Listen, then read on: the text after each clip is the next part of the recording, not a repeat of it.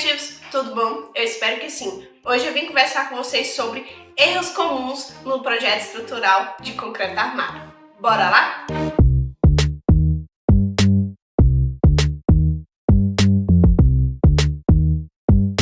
Sejam bem-vindos a mais um vídeo desse canal. Eu me chamo Laiane Silva, sou engenheira civil e para quem não sabe, eu também faço consultoria e faço algumas fiscalizações de projetos. E eu vim falar hoje para vocês os 5 erros mais comuns que eu encontro nos projetos de estrutura de concreto armado. O primeiro erro mais comum que eu encontro nos projetos que eu recebo é um erro de fundação. Seja a fundação superdimensionada ou a fundação sem dimensionamento algum. Às vezes também eu encontro fundação inadequada para o tipo de solo. Às vezes o solo tem um lençol freático aflorado. O que significa isso? Tem água no seu terreno. E aí, o pessoal especifica uma fundação que, se não tivesse essa água, estaria ok, estaria ótimo. Mas com a água, a fundação não pode ser executada. Então, o erro mais comum que eu encontro é de fundação. E, gente, vamos fazer um parênteses aqui. Fundação é um tipo separado de estrutura. Na verdade, quando a gente fala em grandes edificações, é feito inclusive por profissionais diferentes. Mas quando a gente fala em edificações pequenas, geralmente é o mesmo profissional que faz esse projeto. E sim, a gente encontra muitas divergências porque é uma forma diferente de se calcular e nem sempre a gente tem aí softwares que possam ajudar realmente a fazer esse dimensionamento. Parte do dimensionamento tem que ser aí utilizando a expertise do profissional. Segundo erro mais comum é a gente ter muita deformação na estrutura. O que acontece? Quando a gente faz um projeto estrutural, a gente dimensiona ele para 2 tipos específicos, que a gente chama de estado limite de serviço e estado limite útil. O que acontece? Eu encontro muitos projetos que estão dimensionados corretamente para o estado limite útil, que significa basicamente que a sua casa não vai cair. Ah, não, beleza, eu tô aqui, eu fiz no estado limite último, a estrutura aguenta. Mas a gente tem que verificar como ela aguenta, entende? Se ela vai deformar muito ou não. Vou até colocar para vocês uma imagem exemplificando uma estrutura que tem uma grande deformação, mas ela continua em pé. Tá vendo? Não necessariamente quer dizer que aquilo vai te atender. Então, quando a gente faz o dimensionamento, a gente verifica se a estrutura vai continuar em pé, se a estrutura não vai cair, mas também a gente limita as deformações. E acontece muito de encontrar projetos que não tem esse limite de deformação, esse limite não foi verificado, porque a gente vê já de imediato, para quem já tem experiência na área, você vê ali que a dimensão não é compatível. Às vezes a gente vê uma viga, a gente vê uma laje que a gente já vê ali já de cara que vai deformar. Então, a questão da deformação é um erro que eu encontro bastante nos projetos que eu preciso avaliar. O terceiro erro mais comum está um pouco relacionado ao projeto arquitetônico, que é a ausência de shafts, a ausência de passagem de tubulação. Gente, estrutura não foi feita para passar tubulação, a gente precisa prever isso. Não é só ir lá e passar. Não, não é. Inclusive, eu já vi casos das pessoas quererem passar o tubo na horizontal e na vertical pela estrutura, o que acaba totalmente com a estrutura. Então, quando a gente não tem shafts, a gente tem que deixar aí umas previsões de pontos para passar essa tubulação e, querendo ou não, isso altera bastante o pé direito.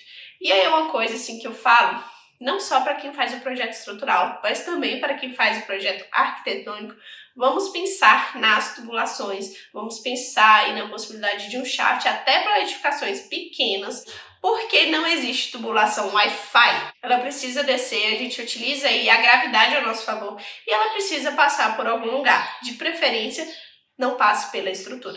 Quarto erro muito comum é a taxa de armadura. O que seria isso? Às vezes o projeto vem com bastante aço, bastante barra ali entrelaçada e o projetista esqueceu de verificar a taxa de armadura. A gente tem um limite para a quantidade de aço em relação ao espaçamento das barras, em relação ao elemento estrutural em si. O que acontece? Quando está com muito aço, a gente tem que mudar as dimensões dessa estrutura para que esse aço ele diminua, para que a gente consiga uma resistência diferente, para a gente conseguir também espaçamentos diferentes. E às vezes eu encontro esses projetos que têm uma taxa elevada de aço, que ou o executor vai precisar utilizar um concreto específico, ou ele não vai conseguir executar um elemento estrutural de qualidade e vai resultar nas brocas ou bicheiras. Eu vou colocar aqui um exemplo para vocês. Essas brocas e bicheiras, elas têm vários motivos para acontecer, mas um deles também pode ser essa taxa de armadura. Quinto erro, mais comum também, é sobre o pé direito. Quando a gente recebe o projeto arquitetônico, o projeto da edificação, geralmente ali é considerado no corte uma espessura da laje de 10 a 15 centímetros, mas não necessariamente vai ser essa espessura realmente que a gente vai utilizar. Principalmente quando a gente fala de grandes vãos, talvez a gente precise aí de uma laje nervurada que tenha 17, que tenha 20 centímetros. Isso vai alterar um pouco o pé direito. Por quê? Geralmente a gente trabalha com o pé esquerdo. O que seria o pé esquerdo? É o pé direito, que é a distância do seu piso até o seu teto, mais a espessura da laje. Então, o nosso pé esquerdo é o finalzinho. E aí, às vezes, o profissional esquece de comparar o pé direito arquitetônico com o pé direito que realmente ficou da estrutura.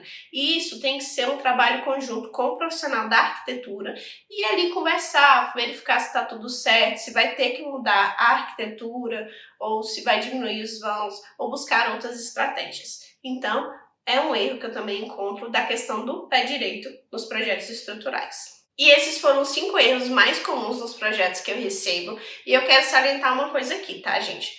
Não é muito comum ter erros nos projetos estruturais. Eu estou falando desses porque vem muita questão para mim, porque eu faço esse tipo de avaliação. Mas se você que está do lado daí é um cliente que está preocupado, não é tão comum você ter erros desse tipo, tá? Eu estou falando pela minha experiência porque eu realmente recebo esses problemas para resolver, mas esses problemas são pontuais e muito específicos. Então, se você tem alguma dúvida sobre o seu projeto estrutural, primeiro pergunte para o seu projetista, tá? Pergunte para um profissional técnico habilitado. Muitas vezes a gente tem alguns questionamentos que são levantados em obras que são questionamentos inválidos e podem te deixar inseguro, pode deixar aí uma dúvida na sua cabeça e que você pode tirar essa dúvida conversando com o profissional que você contratou. Mas depois de conversar com o seu profissional, caso você tenha algum receio, você pode sim conversar com outro profissional, pedir aí uma avaliação, mas eu já deixo aí uma observação. Cada profissional pegando o mesmo projeto pode ter sim soluções diferentes, porque depende do local que você está, da expertise de cada projetista e da concepção estrutural e como esse profissional trabalha com o profissional que fez a sua arquitetura, porque é um trabalho ali contínuo. Então, não necessariamente o mesmo projeto vai ter a mesma solução, a mesma concepção estrutural e não necessariamente isso está errado, tá? Então, na dúvida, converse com o seu profissional. Se isso não foi suficiente, aí sim você peça algum conselho, alguma consultoria, alguma avaliação sobre o seu projeto. E eu espero que eu tenha ajudado vocês. Comenta aqui se eu ajudei ou se eu deixei mais dúvidas, eu não sei. Espero que não. E fique aqui para os próximos vídeos. Até mais!